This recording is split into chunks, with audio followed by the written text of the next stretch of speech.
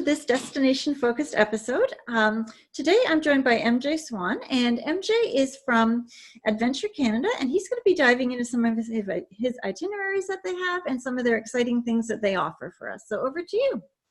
Thank you so much, Kathleen. Before I get started, I just want to give a big shout out to Kathleen and in particular, right now, the travel advisors have been taking care of all of their clients. We know it's a difficult time to be thinking about traveling, let alone traveling, and all the hard work that you put into taking care of your clients just means so much.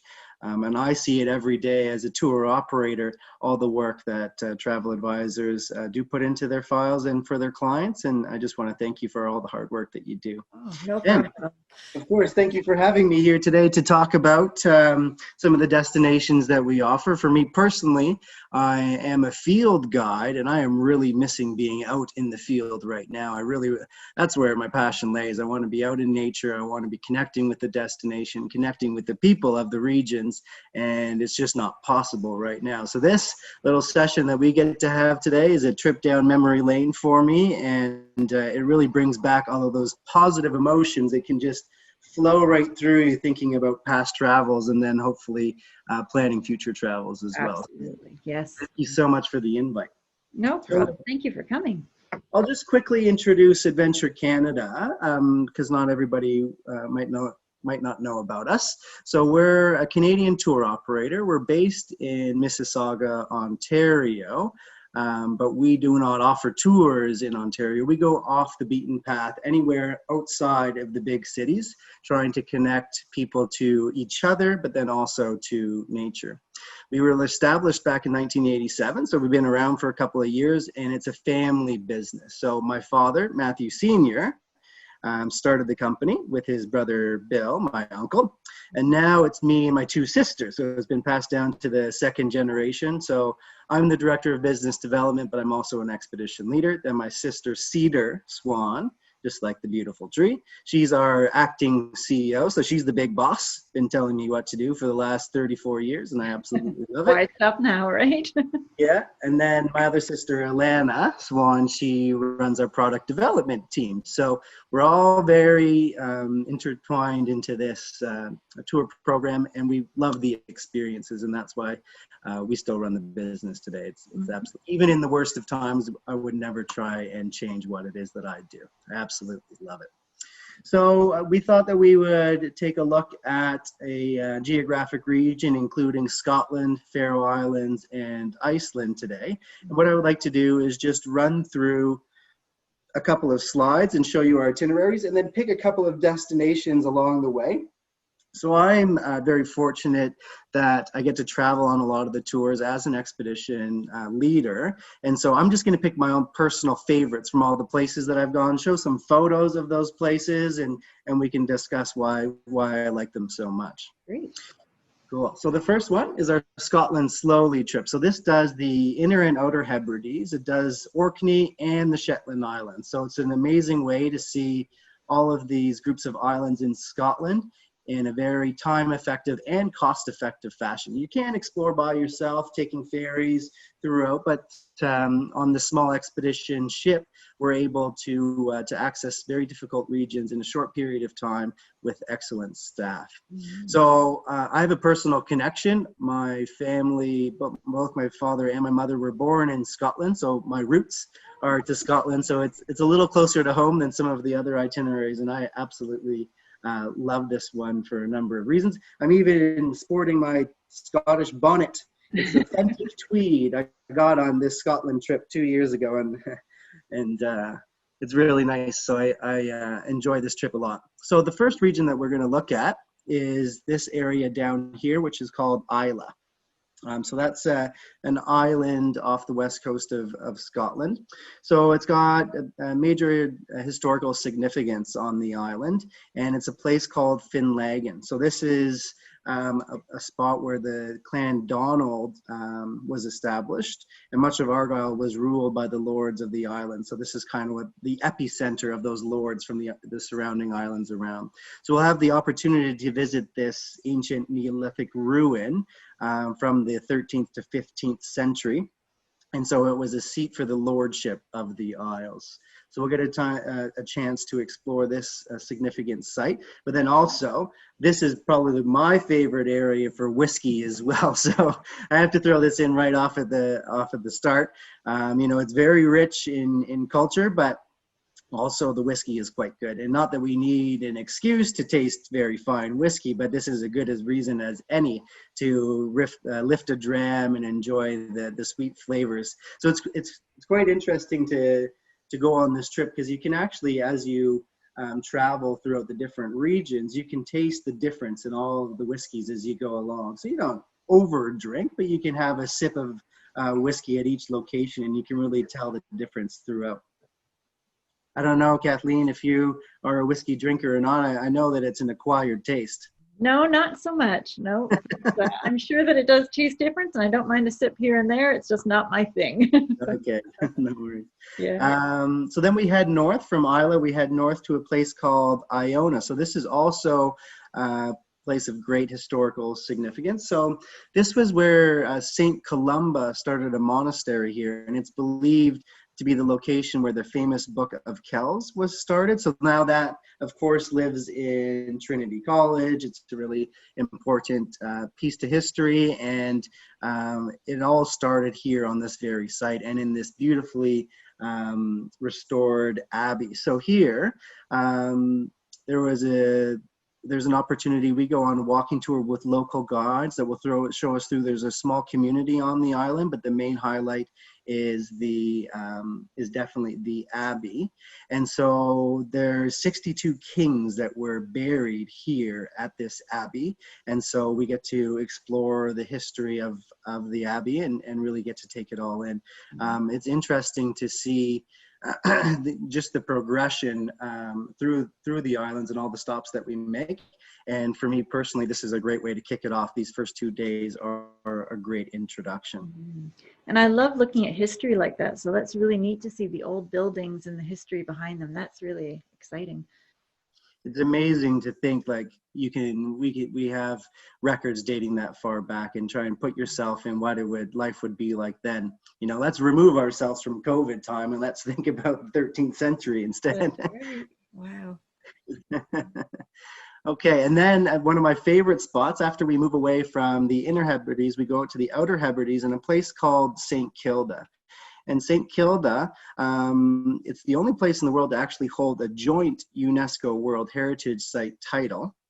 And so here there is a massive archaeology site of an old community.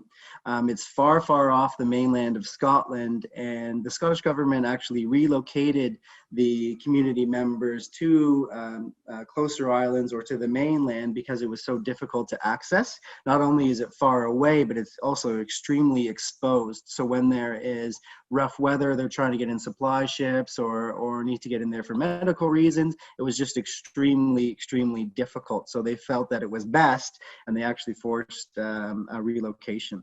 The community members mainly lived off of seabirds. It's home to these beautiful, beautiful landscapes. So you can see the mountainside here with the community, old remains of the community down below. And then on the opposite side of this photo, there's sheer cliffs, and there's many, many bird species that nest there and call it home. And so that was the main source of food for the community members. Mm-hmm. But also, it's very interesting. It's got the northern gannet, and actually, I think it's on my next slide. Yes, it is. So they have these stacks just in and around the main island of St. Kilda, and these stacks have these massive colonies of seabirds. And so it includes the gannet, which is the bird with the largest wingspan in the northern hemisphere. Of course, the albatross down south. In the north, we have the northern gannet. So it's got estimated 150,000 birds, which is 1/5 of the world's population of this one species. Wow. So it's a site you can only see from ship as well. You can take a ferry over to St. Kilda, but you won't get out to see these sea stacks with all the bird colonies there. And then on from St. Kilda, we make our way over to Lewis. And that's actually where I got my hat, in a community called Store and Away. And it's famous for Lewis tweed, but also it's got more Neolithical sites. So here we have the Calanesh stones. So they were erected in the late Neolithic era and were a focus of ritual activity during the Bronze Age. And according to tradition, the Calanesh stones were petrified giants who would not convert to Christianity. So they, of course, there's a religious swing to it. So here you can still touch the original stones, which we don't know how much longer they'll do that, because as you know, down in Stonehenge, you have to stay outside of the border, but here you're actually able to walk in between the stones and in and around the site. It's probably my favorite part of this day.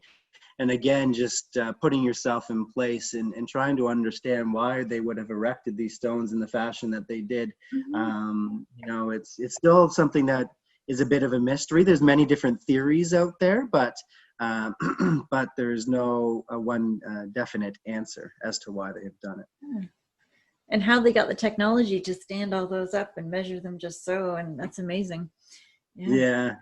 It would have been a feat at that time for sure. Even now, it would be difficult.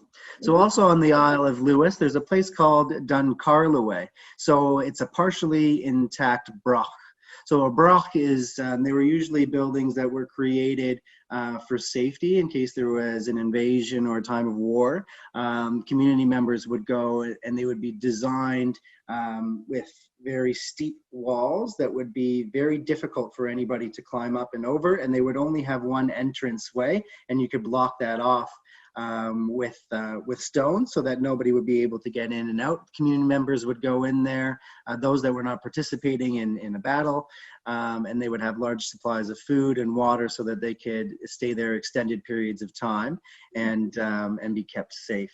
Unfortunately, this site has recently started, there has been some erosion and there was a collapse of some of the stones in the last couple of years.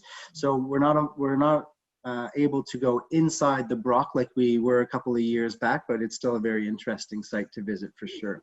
And especially on a beautiful day like this when you have bright blue skies. Scotland's not normally known for its bright blue skies. It's got a bit of rain over there. So on a day like this, it's really nice to get up above ground level or sea level so you can take in the 360 views. Amazing. And then another stop on this Scotland Slowly itinerary is a place called Papastour. So this is when we're off exploring the natural history world. We're moving away from human history and into a little bit of geology. So this is a place where both marine and bird life flourish. And here what we have is erosion of soft volcanic rocks by the sea that's created an extraordinary variety of caves, stacks, and arches that are amongst the finest in all of Britain. It's really amazing. And so we use our Zodiacs, these small rubber boats that hold anywhere from about 6 to 10 people on board. Very safe, very reliable, and they allow us to get into shallow waters. And so we can explore this cave system with our naturalists, and they'll really help us understand the geology, of course, spotting different species of birds, and maybe it'll be a couple of seals in there too. So it's a really exhilarating experience. The Zodiac cruise is anywhere from about an hour and a half to 2 hours, and the whole time is just spent exploring the caves. Gorgeous. So those were a couple of highlights from the Scotland program. And so I find that trip it's one of our most popular programs, the Scotland Slowly trip. I think it is because of how easy it is to access these locations from an expedition ship compared to trying to do it on a larger cruise vessel, or trying to do it by yourself can be quite difficult. So we have the ability to be nimble and to be flexible, to avoid any what we would consider to be challenging water days or weather days where it might be a bit rough. Because the ship's so small, we're able to get in places that other vessels wouldn't be able to get to and hide from bad weather systems. Okay, so moving right along, we're going to talk about a trip that sails from Scotland, starts in Scotland and makes its way up to the Faroe Islands, and then over to Iceland. And then we'll wrap up talking a little bit about some of the stops over in Iceland. So again, I'm quite lucky that I got to go on this trip back in 2018, and it quickly shot to the top of my favorites list. And what stood out for me was the stunning scenery actually on this itinerary, and it had unique cultural components. The Faroes, it's not that far away from Iceland. It's not that far away from Scotland, and you would think that they would have a heavier influence culturally, but it's actually quite unique, and I'll talk a little bit about that as well. Great. Okay, so it starts in Aberdeen, sometimes called the Silver or Gray City because of its granite, which contains this distinctly metallic sparkle from the mica that it contains. I don't know, Kathleen, have you spent any time in Scotland? Have you been to Scotland? I haven't actually been over in that direction yet. Oh, and yeah. That's definitely on our list to do. It's something that I really, really want to go see, but so as of yet, I haven't been there. Okay, well, maybe we can get you there. You can come on one of the Adventure Canada tours. What I was going to encourage is for when you come, Kathleen, or when any of the other listeners decide to make their way over to Scotland, I would put Aberdeen high up on the list of cities to visit. Of course, you want to go and see Glasgow, but Aberdeen is absolutely beautiful. The architecture inside of this city, and as mentioned, the use of granite may give it this kind of sparkle. And you really do notice it, especially on a sunny day when you're walking through the city, how all of the buildings just seem to gleam with these bright sparkling lights. It's really cool to see. Yeah, that would be. And I like to get off the beaten path instead of, just the big tourist destinations. I like to go to those little, not so well-known ones and actually see the culture and to get into that. So that's really good. Yeah. And in Aberdeen, it's great. Like you can easily spend a couple days there. Great botanical gardens, museums, off the hook museums. It's really good. Even even if you're on foot, it's quite easy to get around, and everything is in close proximity. So it's a great city for free travel to go exploring by oneself. Okay, so the first, I did already talk a little bit about the Scottish Islands, but I'm going to just zone in on this area because this is a little bit different than the Scotland Slowly trip of what we do on the Scottish Islands here. So first of all, we're going to go up to Kirkwall and then make our way over to Fair Isle. So Kirkwall is on Orkney. And there is, again, rich historical significance to this island.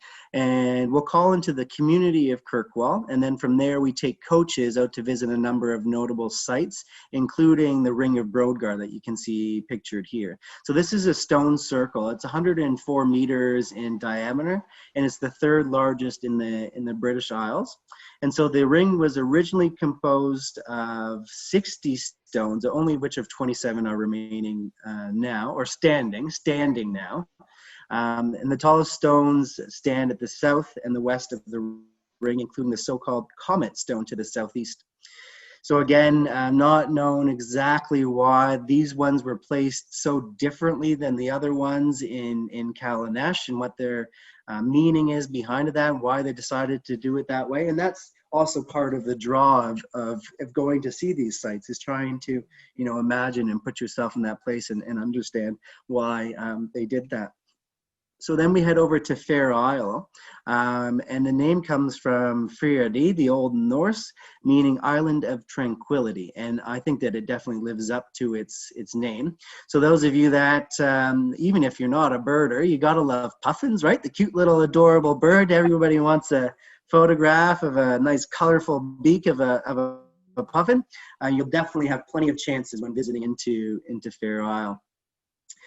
So we spend time. There was an observatory. Unfortunately, it burned down a couple of years ago, and it's being rebuilt now. But there was an observatory for the puffin colony here, which is quite large. For those of you that are maybe TV binge watchers and enjoy the Netflix, there's a series Shetland, which is quite popular these days, and a lot of it was actually filmed here on Fair Isle. So we always keep a respectful distance from wildlife, whether we're on the ship or on Zodiacs or on land. We always tell our folks to, never approach the wildlife, be respectful of the distances. We're just visitors. This is their home. We're not there to disrupt, just to enjoy. But on Faroe Isle, the experience, doesn't go both ways. They are probably more curious in us than we are in them. So even though we say, please stay away, the puffins will actually they'll come right up to you, and they'll come quite close. They might even hop over your leg as you're sitting down in the flowers and taking your photographs. It's not all about the puffins, though. We could also hope to see fulmars. There's kittiwakes, skuas, great skuas, gulls, guillemots, shags. So there's many different species of birds here. And also world famous knitwear in Faroe Isle. They have these beautiful sweaters, really warm. They're not cheap. You got to have a couple €100 if you're going to be buying one, but they are some of the best sweaters in the world. They're absolutely amazing. I went for the cheaper hat option, much more affordable, but I'm sure that if you do invest in the sweater, it's definitely worth it. Yes, and it will last, I'm sure. It's well made. Yes, it's made to withstand the rough weather out in the North Atlantic for the windstorms and the rain. So it's definitely durable, that's for sure. Mm-hmm. Okay, so now we're going to head over to the Faroes and take a look at that section. So it's considered the jewel of the North Atlantic. It's composed of 18 volcanic islands, and they sit 320 kilometers northwest of Scotland. It makes it only an overnight sailing from Scotland over to the Faroes. So it's just one night. We leave Scotland mid-afternoon, and then we arrive in the Faroes the next day. So there's no day at sea. Every day on these itineraries, we're getting off the ship each and every day as long as possible, probably to see sheep. That's right. Okay, so here there's these staggering cliffs that are just hosting vast colonies of seabirds, and they have quaint little villages that are just look like they're clinging to the islands. The islands are known for its windy weather, but thankfully the islands provide protection for our small expedition ship. As I mentioned before, we can really get into those narrow areas that provide a lot of protection. So even though it can be windy and you might even see some waves along the coastline there, I wouldn't be concerned about motion sickness on the ship because of how nimble it is and how we can hide from the wind, whatever direction it's coming from. Mm-hmm. So something that first meets the eye of the traveler is there's a lack of trees, and that's thanks to the strong winds and frequent gales. So the trees that can be found here are not native. Many of them were actually brought from Alaska and then down in southern Argentina, which have similar climates to the Faroes. And the trees that you do find are usually in just small plantations. So land mammals, they have a few. They have Faroe ponies, hare, rabbit, brown rat, and sheep are all introduced. So all land mammals have been introduced. Interestingly, the puffins here and the sheep greatly outnumber the amount of people on the island. So there's 50,000 humans, but there's 70,000 sheep, and there's 500,000 pairs of puffins. So there's a lot of puffins here. There is. Yeah, the sheep are handy. They help you cut the grass. Maybe use one in my backyard right now. Yeah. In the water, lots of marine mammals in this area. So gray seals, longfin pilot whales, humpbacks, orcas, fin whales, sperm whales, there's harbor porpoise, basking sharks, and although they're rare, there have been sightings of blue whales as well. So we'll spend a lot of time keeping our eyes glued to the water, hopefully spotting some marine wildlife. And is there a time of year that you see the whales more, or are they pretty much steady the whole time? The time of year that's best is going to be in May, June, and July, and then later on in the season they start to move further south. But some of the species do stay almost year round. Okay. But June and July, and this itinerary, I think yes, it is running in July actually. So it is good time to be there for the marine wildlife. So there's lots of seabirds as well, especially at the time of year that we're there. So in addition to the puffins, we can expect to see gannets, northern fulmars, storm petrels, European shags, great skuas, black-legged kittiwakes, and then common and black guillemots. Now, the Faroe Islanders originate from the exploring Vikings and Irish monks residing on the windswept islands. And so during the last century, fishing has been a major export, but also a great part of their everyday life, and food is linked to the surrounding nature. So pilot whales, wild birds, and fish are still an integral part of the cuisine and everyday life. And one thing that I really enjoyed there and I found quite unique was the chain dance. So they do this chain dance. It's pretty spectacular to see. It was originally a medieval ring dance, but today it's known as the Faroese chain dance. And so it's the rhythm is quite quirky. I have terrible rhythm to begin with, to be honest, Kathleen. I'm not much of a dancer, but this throws me through a whole nother loop, and it seems to just be like it's a little off. Just for some reason it's just a little off, but it's unique in its own way. And the ballads, so they're singing during some will dance and some will sing. Ballads, they're very long ballads. They sometimes have several hundred verses, and they're all about kings and heroes and it's history passed down, right? Yeah, exactly. Yeah. So it's great. It's kind of like a storytelling session, but sometimes we didn't realize that at first. We sat down for a ring dance, and it went on for 45 minutes. One song. Oh, wow. Yeah, it was awesome. It was really good. Okay, so the Faroe Islands, they receive roughly 300 days of rain annually, so a little bit of rain. It is to be expected, but with Adventure Canada tours, we do provide an expedition jacket. Oh, I wish I had one. There's nothing close by.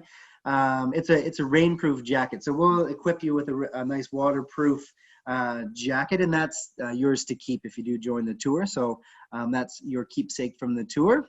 Oh, that's good. Yeah, so it's interesting. You'll notice here in this photographs these turf roofs that were to protect the homes from the onslaught of rain and provide good insulation. Now, while sod was the roofing material of choice for centuries, today the new buildings are typically constructed with modern building materials, as you can see here with the metal and then the tile roofs. But turf is having this revival among romantics that favor this green building, and it's nice to see these houses out on the landscape with these turf roofs, and it actually makes for quite beautiful photographs as well. Yeah. Nice. So a couple of the stops along the way, we go into Tórshavn, which is on the island of Stromøy, and it's the capital of the Faroes. And actually, it was the Vikings that established it as a capital back in 850 AD. So it's been a while. It only has 3 traffic lights in all of the islands, but all of them end up in the capital. And there's about 21,000 people in the capital city out of the 50,000 of the total archipelago's population. Here, I really enjoyed walking the streets, getting to admire the history, these beautifully red painted wooden buildings, and they're covered with the turf roofs that we were talking about before. So it was a Viking trading center, and here we'll visit into the museums. They have a beautiful art gallery as well, and they have some nice walking trails outside of the community. So we spend quite a bit of time there. Further to the west, so on the Western Faroe Islands, there's absolutely stunning waterfall called Mula Fossur. And so it's this perfect backdrop. You can actually see off on the right there, Kathleen, all of our folks in their Adventure Canada blue jackets just overlooking the waterfall with this small little community just in behind. So before, it was just recently that they got road access to this particular community. Before, you could only take foot trails over the mountainside to get to the town.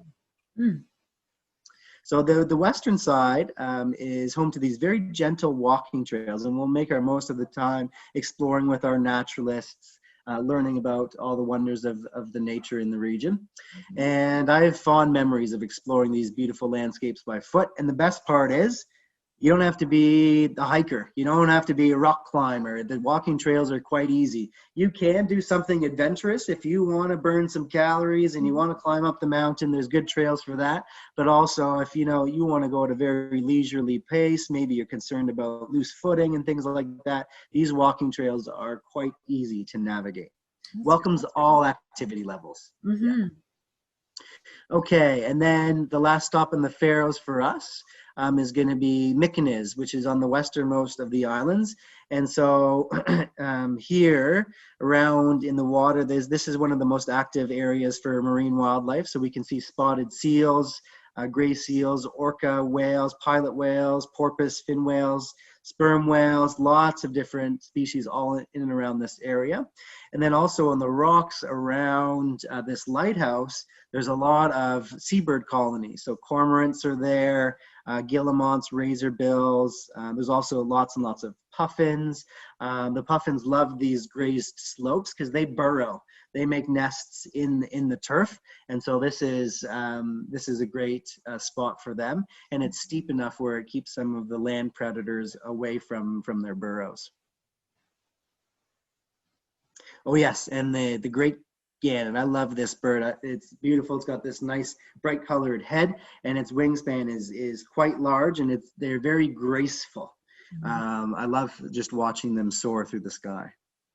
Okay, and then we make our way over to Iceland. So again, it's only a short sailing, so there's no day at sea. We can make it overnight to Iceland, and we go to a place called the Vestmannaeyjar Islands. And so it's on the south coast of Iceland, and the community there is called Heimey, which translates to home island. And so here we'll explore the town, and the significance of this place is the Eldfell volcano, and it erupted back in 1973, and it unleashed a monumental lava stream that increased the territory of the island by 20%. Oh, goodness. So, wow. Yeah, it was massive, absolutely massive. It erupted for 6 months, and it covered most of the islands in ash, and it did destroy several homes, unfortunately, as the lava just made its way down towards the harbor there. So you can see this is an old picture of the town. There is Eldfell volcano there. Within a year after the eruption, most of the residents had returned, and now the island has a population of about 4,500. So here we get to see the effects of this volcanic eruption and get out in the Zodiacs and do some Zodiac cruising. And this is one of the best Zodiac cruises I've been on in my life, getting to go into some of these caves with these very dramatic cliffs. And if you haven't had enough of puffins by now, there's also a few species that hang out here. Okay, and then this trip wraps up in Reykjavik. For those that have been to Reykjavik before, they'll know that there's plenty to do in this hustling city, and it's a great place if you wanted to extend your stay and go exploring, maybe do the Great Circle. There's definitely a couple of days that you could spend in the surrounding area. So this is where we end the expedition. This is the last day for the Adventure Canada expedition cruise, but there's plenty to see and do here as well.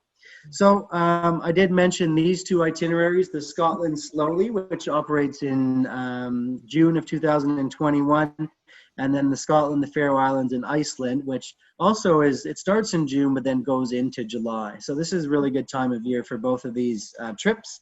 There's still space available on both of them, but they are starting to fill up quite quickly, especially for the Scotland Slowly one. The space is limited, but we will be releasing our new 2022 dates in the near future. And how many do you take on your ship at a time? Is it around 200 people?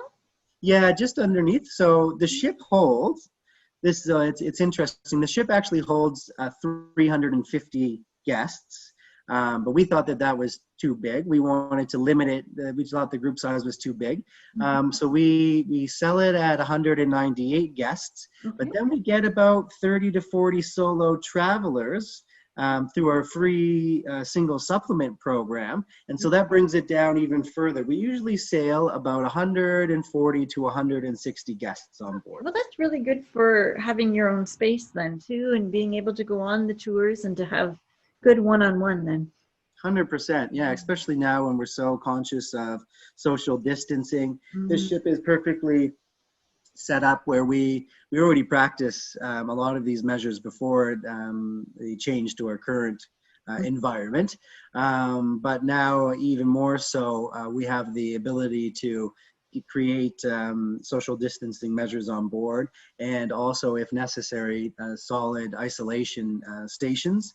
One great thing about this ship, we didn't have to do anything. It does not use recirculated air. So that was a huge bonus for us. All that air comes in every cabin. It comes fresh from outside. You can heat it or cool it to your desired temperature, but it's not being recirculated. It's not going from one cabin to the next cabin to the next cabin and then back to your cabin.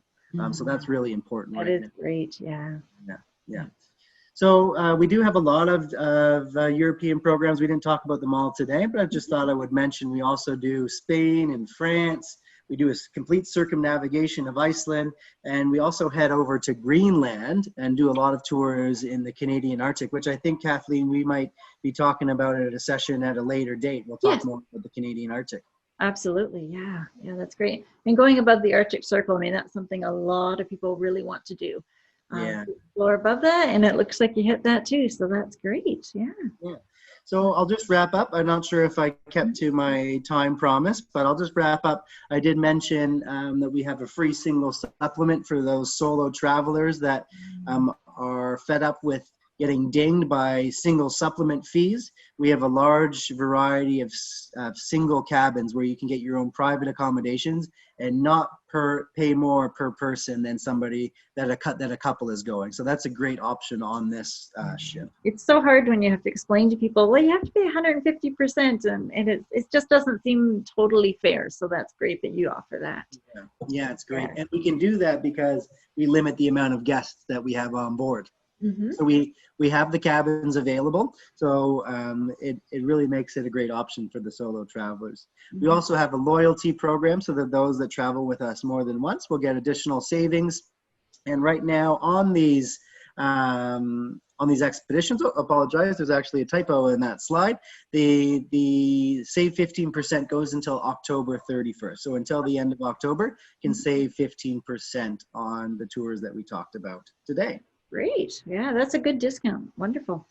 There's another picture of the puffin. That's really a beautiful, beautiful bird. That's nice. Yeah.